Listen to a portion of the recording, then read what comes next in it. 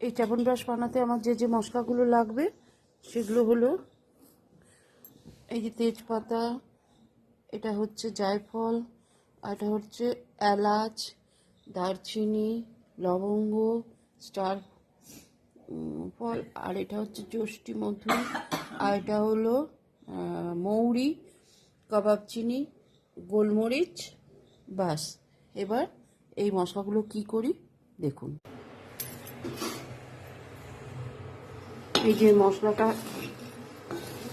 নিলাম, এগুলো সবগুলোকে শুকনো খোলায় ধীরে ধীরে ভাজতে হবে।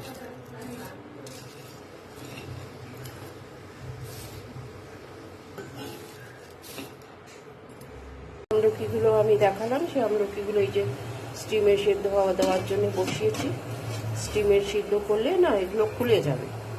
এই যে যে আমলকিগুলো ভাপে সেদ্ধ করলাম সেগুলো চাপ মারলে এরকম করে খুলে যায়। এবার এগুলোকে আমি মিক্সিতে পিসবো। এবার এগুলো মিক্সিতে ভরছি, ভরে মিক্সি ঘুরিয়ে দেবো, একদম পেস্ট হয়ে যাবে। তারপরে যে আমলকিটা পেস্ট করলাম সেই আমলকিটা এই যে এতটা, এখানে আমি আমলকি ভাপিয়েছিলাম 1 কেজি, বিচি ছাড়ানোর পরে পেস্ট করার পরে এতটা হয়েছে। আর সেই জন্যে আমাকে সেই হিসাব করে খেজুর দিতে হয়েছে 500। আর খেজুরটা হচ্ছে এই যে, এই খেজুরটা বীজ ছাড়িয়ে বার করে রাখা হয়েছে। এবার আমি এটাকেও, আর আদা আছে এখানে 100 গ্রাম মতো আদা, 100 গ্রামের চেয়ে একটু কম হবে আদা। এইটাকে আমি এবার এইটাকেও মিক্সিতে পেস্ট করে নেব। এই যে খেজুর আর আদা যেটা পেস্ট করেছি নিয়ে গেলাম, ওটা আমি পেস্ট করলাম। এইবার মিক্সি থেকে বার করে আমলকির মধ্যে দেব। এখন আমি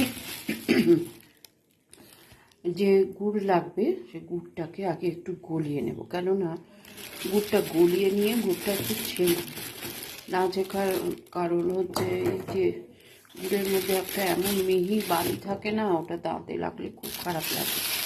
তো আমার যেহেতু 1 কিলো আমলকি লেগেছে, সেই জন্যে আমি এখানে পুরো 1 কিলো গুড় দেবো না, 1 কিলোর চেয়ে একটু কম গুড় দেবো।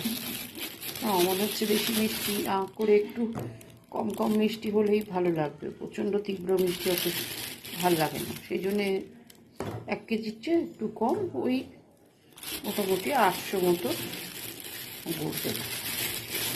গুড়টা পুরো গলে যাবে, গলে গেলে পর এটাকে ছাঁকবো, ছেঁকে তারপরে দেব। ঠিক আছে, তাহলে এবার গলতে থাকুক, কতক্ষণ লাগবে দেখি গলুক। ওই যে গুড়টা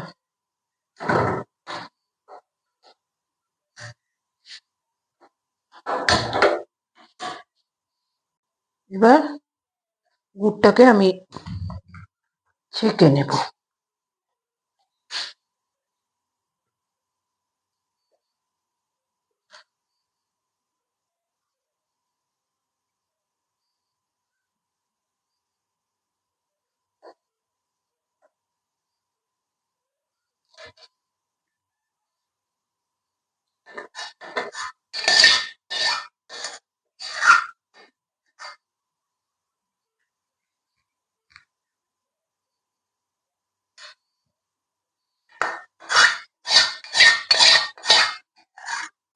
এবার এই গুড়টার মধ্যে আমি এক এক করে সব দেব। প্রথমে এই যে আমলকিটা দিচ্ছি, যেটা পিষলাম মিক্সির মধ্যে। সেই আমলকিটা, প্রথমে আমলকি, তারপরে দেব হচ্ছে খেজুর। খেজুর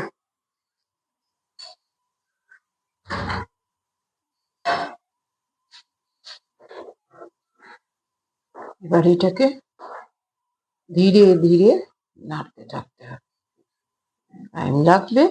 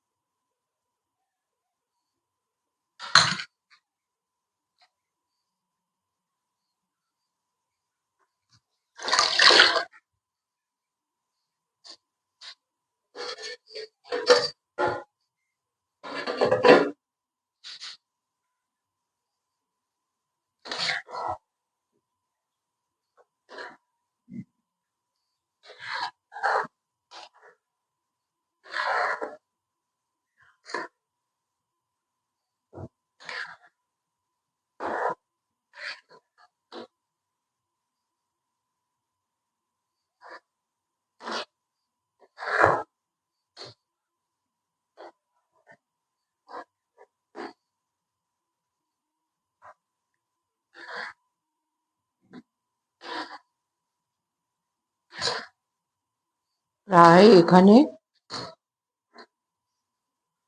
সব জিনিস মিলিয়ে প্রায় 2 কেজি পরিমাণ হয়েছে। এখন এইটা জাল দিতে দিতে কমে 500 মতো হবে, তখন বোঝা যাবে যে এর জাল হয়ে গেছে। এই ধীরে ধীরে ধীরে ধীরে জাল থাকতে হবে, জাল দিতে দিতে আস্তে আস্তে এটা কমতে থাকবে।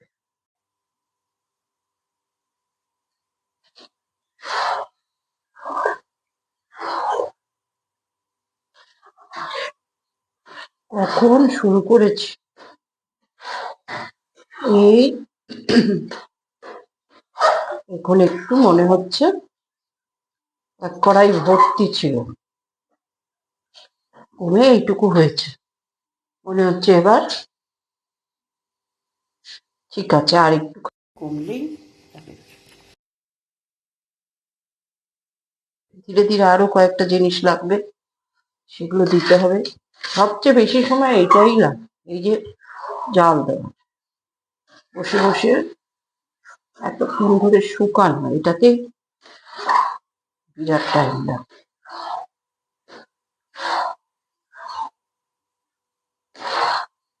আর খুব স্টিম কম করে নিতে হয়, কারণ লেগে গেলে খারাপ গন্ধ বেরিয়ে যাবে। এই জন্য যতটা সম্ভব লো স্টিমে করতে হয়। এই বিকালবেলা আলো থাকতে শুরু করেছি, এখন রান্নাঘরে লাইট জ্বালিয়ে দিচ্ছি, এখনো করেছি। এত সময় লাগে, সে তো লাগবে, পরিমাণও তো অনেকটা।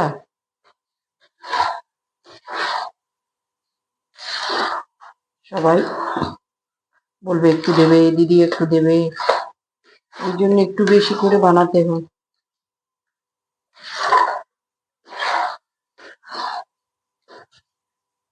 নয়তো তো আমরা দুজন মানুষ, আর একটু কম করলেও পারতাম। এই সবাইকে একটু একটু দিতে গিয়ে খুব কম হয়ে যাবে, সেই জন্যই 1 কেজি পুরো বানালাম।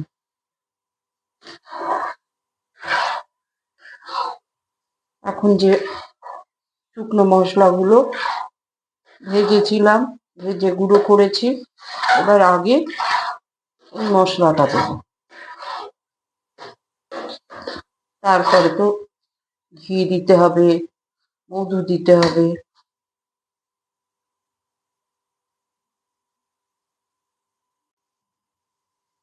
এই যে মশলাটা গুঁড়ো করে বানিয়ে রেখেছি, এবার সেই মশলাটা দিয়ে দেবো।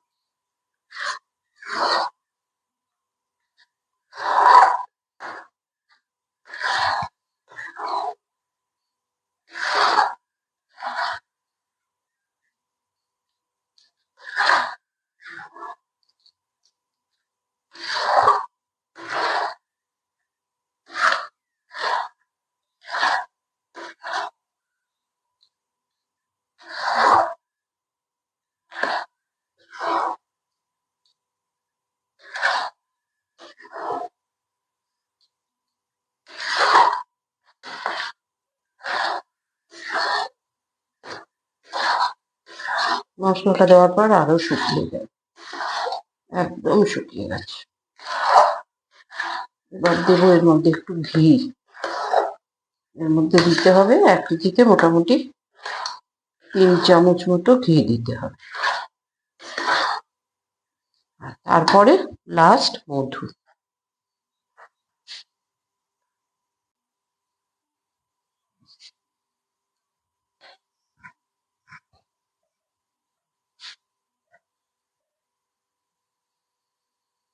এক চামচ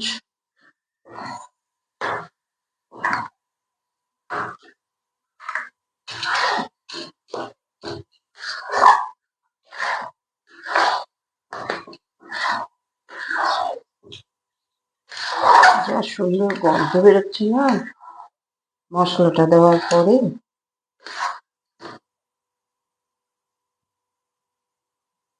দারুণ জিনিসের মশলা।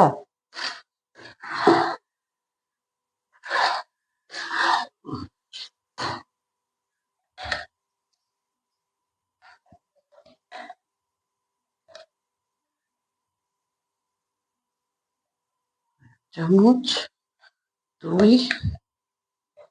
আমি ঘিয়ের কৌটো ফ্রিজে রাখি, কারণ ঘি বন্ধ হয়ে যায় ভয়ে আমি ফ্রিজে রাখি, সেখানে ঘিটা জমা।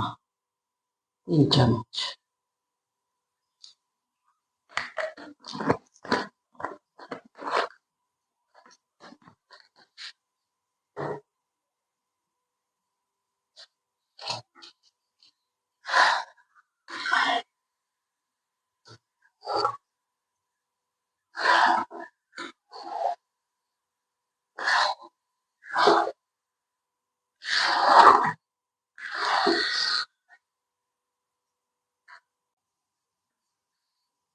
এবারে এই যে মধুটা দিয়ে দিই। মধুটা কেমন শক্ত হয়ে গেছে, মানে চিনি হয়ে গেছে, ওইটাই দিচ্ছি।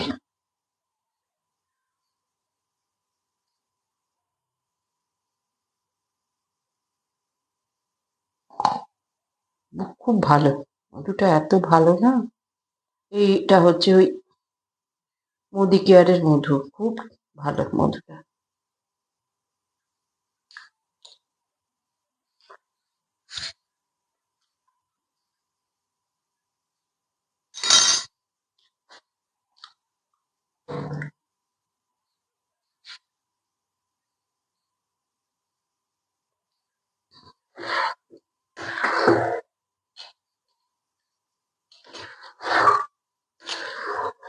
কে বলবে এটা কেনা চ্যবনপ্রাশ নয়।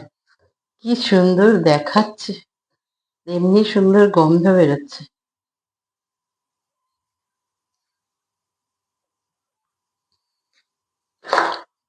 আমার বাবা থাকলে কি খুশি হতো। বাবা শীত পড়লেই চ্যবনপ্রাশ কিনে নিয়ে আসতো।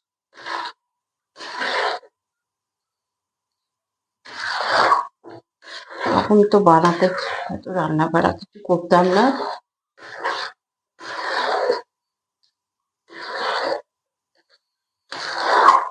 কি সুন্দর হয়েছে।